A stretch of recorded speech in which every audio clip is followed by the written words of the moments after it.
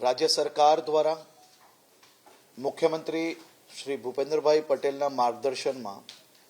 एमनी सूचना थी राज्यना गरीबों मध्यम वर्गना परिवारजनों क्यारेक कोईक परिवार नानी मोटी तकलीफ होय अने एक बीजाना विश्वास में ए तकलीफों बहार आववा माटे विश्वासे नानी मोटी रकम जे व्याजे लेता होय छे ए व्याजनी रकम जे प्रकारे ए नाना परिवारों ने एमनी मजबूरीनो फायदो उठावीने एमनो विश्वासनो फायदो उठावीने कोई कोरा चेक तो क्यांक कोईक घरना दस्तावेजो तो क्यांक कोईक मारी गुजरातनी माताओना मंगलसूत्र गिरवी राखता होय छे अने आ भोलमनशाहीमां आ व्याजनो धंधो करनार लोको कोईक परिवार पासेथी 10% तो कोईकनी पासेथी 5% डायरीओथी ओळखाता आ वेपारोने पकड़वा माटे गुजरात पोलीसे गत वर्षे जान्युआरी महीनामां एक अभियान चालू करेलू जेमां 841 केसो करीने गुजरातना मोटा भागना आ प्रकारना वेपार करीने आ परिवारोने बर्बाद करनार लोकोने पकड़वामां आवेला हता। आ वर्षे आ अभियान गुजरात भरमां चालू करवामां आव्युं छे। पहला महीनामां अमारुं फोकस जे नानी रकमो होय छे कारण के 1 लाख थी लईने 5 लाख रुपया सुधीनी जे डेली डायरी तरीके ओळखाता जे वेपलाओ छे तेने पकड़वा माटेनो आखुं अभियान गुजरात पोलीस द्वारा चालू करवामां आव्युं छे। कुल 10 दिवसमां 226 लोकोने पकड़वामां आव्या अने 134 गुनाओ राज्यभरमां दाखल करवामां आव्या छे जेमां रथयात्रा होवाना कारणे मोटा महानगरोमां कामगीरी आजथी शरू थई छे अने गुजरातभरमां गुजरातना तमाम जिल्लाओमां आ व्याजखोरीना विरोधमां आ अभियानमां आ परिवारोने न्याय अपाववानी कामगीरीनी एक अभियान चालू करवामां आव्युं छे। मात्र आ व्याजनुं दूषण फैलावनार लोकोने पकड़वानुं एटलुं ज नहीं परंतु साथे साथे सरकारनी विविध योजनाओं थकी आ परिवारोने लोन अपाववानी कामगीरी भी गुजरात पोलीस द्वारा करवामां आवी रही छे। कुल मळीने 568 लोक दरबारो गोठववामां आव्या जेमां 32,692 लोको हाजर रहेला हता। घणा लोको एवा हता के जे आ दूषणमां फसायेला होय अने घणा लोको एवा हता जे दूषणमां फसाय नहीं तकलीफमां छे परंतु सरकारी विविध योजनाओं थकी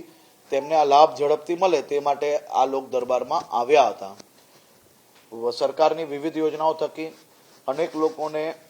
10,000, 20,000, 50,000 रुपयानी लोनना चेको भी अपाववामां आव्या छे अने आ प्रोसिजर आवनारा 2-3 महीना सुधी चालीने जे लोको तकलीफमां छे तेने बहार लावीने स्वनिधि योजना बीजी सरकारनी जे योजनाओ छे ए योजनाओमां भी लाभ अपाववानी कामगीरी करवामां आवशे। खास करीने खंभातमां एक पशुपालके दीकरानी वहू अने पत्नीना दागीनाओ गिरवे मूक्या हता। 80,000 रुपयानी रकम व्याजखोरो पासेथी लीधी। कुल मळीने 2.93 लाख रुपया आपवा छतां आ व्याजखोरो हैरानगति क्यांक ने क्यांक करता हता। आ वडील बापूजीने ज्यारे पोलीसना आ अभियाननी माहिती मळी एकबीजानी आंखनी शरमना कारणे ए आवता नता। आसपासना लोकोना द्वारा माहिती पोलीसने मळी अने आ केस दाखल करवामां आव्यो छे अने एमने आ तकलीफमांथी दूर लाववामां पोलीस द्वारा कामगीरी करवामां आवी छे। ए ज रीते एक शहेरमां 10% मासिक व्याजना जे कामो चलावता हता लारी गल्ला अने डेली वेपार करीने जे लोको गुजरान चलावे छे एवा लोकोने आ 10%ની डायरीओना वेपारथी जे लोको दररोज जे कमाता हता एमांथी मोटा भागनी रकम आ लोको क्यांक ने क्यांक व्याजना नामे लई जता हता एने भी पकड़वामां आव्या छे। लोकोना व्यवहारिक रकम पाછી અપાવવાની કામગીરી પોલીસ દ્વારા એમાં કરવામાં આવી છે। આણંદ જિલ્લામાં એક ગામમાં એક માતાના સપનું કે પોતાના દીકરાને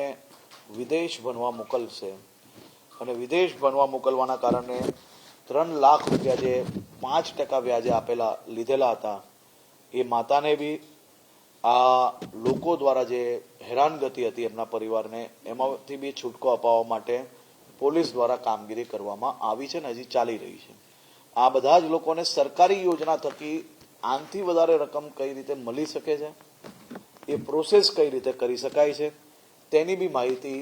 પોલીસ અને સરકારી તંત્ર દ્વારા મુખ્યમંત્રીશ્રીની સૂચનાથી આપવામાં આવી રહી છે. આ બધા જ લોકોને આપની ચેનલોના માધ્યમથી બી આ જે રકમો છે અને આ જે યોજનાઓ છે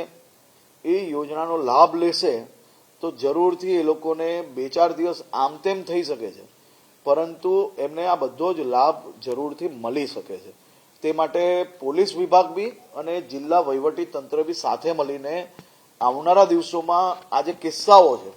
કે કિસ્સામાં લારી ચલાવવા માટે દરરોજ કેટલા રૂપિયાની જરૂર પડે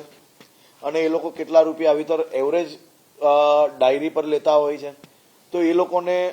કઈ કઈ યોજનાઓનો લાભ મળી શકે અને ભવિષ્યમાં બી રૂપિયાની જરૂર હોય તો કઈ રીતે રૂપિયા આપણે એને સરકારી યોજના થકી અપાવી શકીએ, તે કઈ રીતે માહિતીઓ પહોંચાડવી લોકો સુધી, એનો બી પ્રયાસ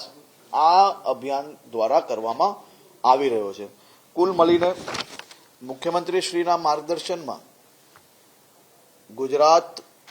રાજ્યના તમામ વિભાગો સાથે મળીને આવા પરિવારને મદદ માટે દર વર્ષે દરરોજ તો કામગીરી આની ચાલુ જ હોય છે, પરંતુ અભિયાન દ્વારા લોકો સુધી જ્યારે માહિતી પહોંચે ત્યારે એકબીજાની શરમથી મારા આજુબાજુવાળા શું વિચારશે, ક્યાંક ને ક્યાંક આપણી જે સામાજિક પરિસ્થિતિ છે કે વ્યાજે રૂપિયા લીધા તો મારી દીકરીના લગ્ન કઈ રીતે થશે, મારા દીકરાનું લગ્ન કઈ રીતે થશે, આ ચિંતાને આ વિચારોમાંથી બહાર આવી જવું જોઈએ. મારી તો આવા પરિવારના સૌ સગા સંબંધીઓને બી વિનંતી છે કે આપણા કોઈ સગા સંબંધી આવા કોઈ વિષયની અંદર ફસાયા હોય તો એને સમજાવીને બહાર લાવો,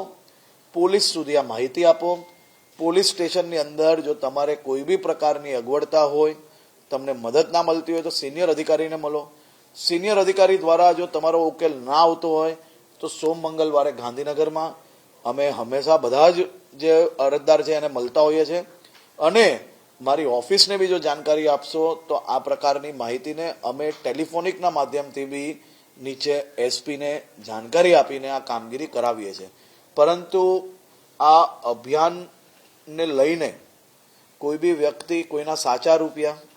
કોઈએ તકલીફમાં મદદ કરી હોય, કોઈ કે વ્યાજ વગર મદદ કરી હોય અને હવે રૂપિયા નથી અપાતા, હવે રૂપિયા નથી આપવા એમ કરીને ખોટી અરજી કરશે તો એની ઉપર બી પગલાં ભરવા માટે સૂચના આપી છે. કારણ કે સમાજ જીવનમાં એકબીજાનો વિશ્વાસ બેવ બાજુથી ટકાવી રાખવો ખૂબ જરૂરી છે. રૂપિયા ભલમાનશાહીમાં આપેલા હોય એ રૂપિયા પાછા ના આપવા માટે ખોટી અરજી કરવી એ બી ના ચલાવી લેવું એ બી ખૂબ જરૂરી છે. કારણ કે સમાજ જીવનમાં એકબીજાનો વિશ્વાસ બી ટકાવી રાખવાનો છે, એકબીજાની તકલીફમાં સમાજના એકબીજા વ્યક્તિઓનો આપણે ઉપયોગ કઈ રીતે કરી શકાય તે બી વ્યવસ્થા આપણે બનાવી રાખવાનો પ્રયત્ન કરીએ છીએ. ક્યાંય બી આ અભિયાન દરમિયાન કોઈ બી જગ્યા પર એવું લાગે કે અમે માત્ર મદદ કરી છે, ટકો વ્યાજ આપતા હતા સામનેથી, ખોટી રીતે તમને હેરાનગતિ થાય છે, તો બી આપ જરૂરથી મને ઈમેલના માધ્યમથી, પત્રના માધ્યમથી બી જાણકારી આપશો તો અમે જરૂરથી ખોટું થતા અટકાવવા માટે પ્રયત્નશીલ રહેશું. પરંતુ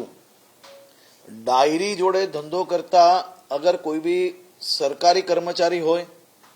અને પોલીસ સ્ટેશન જો તમારી ફરિયાદ ના લે તો એની બી માહિતી તમે પત્ર દ્વારા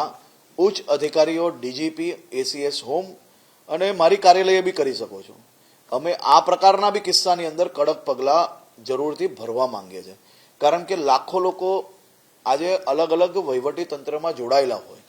એમાંથી જો કોઈ બી વ્યક્તિ તમને એવું લાગતું હોય કે આ પ્રકારનો ધંધો કરે છે અને આપણે હેરાન કરે છે અને પોલીસ સ્ટેશનમાં આનું લઈ જવાય કે ના લઈ જવાય, જરાય ચિંતા નહીં કરતા, તમે અરજી જરૂરથી આપજો ને અરજીની કોપી અમારી કાર્યાલય સુધી મોકલજો, જેથી આવા લોકો પર બી પગલાં ભરવામાં અમને સાચી માહિતી અહીંયા સુધી મળે.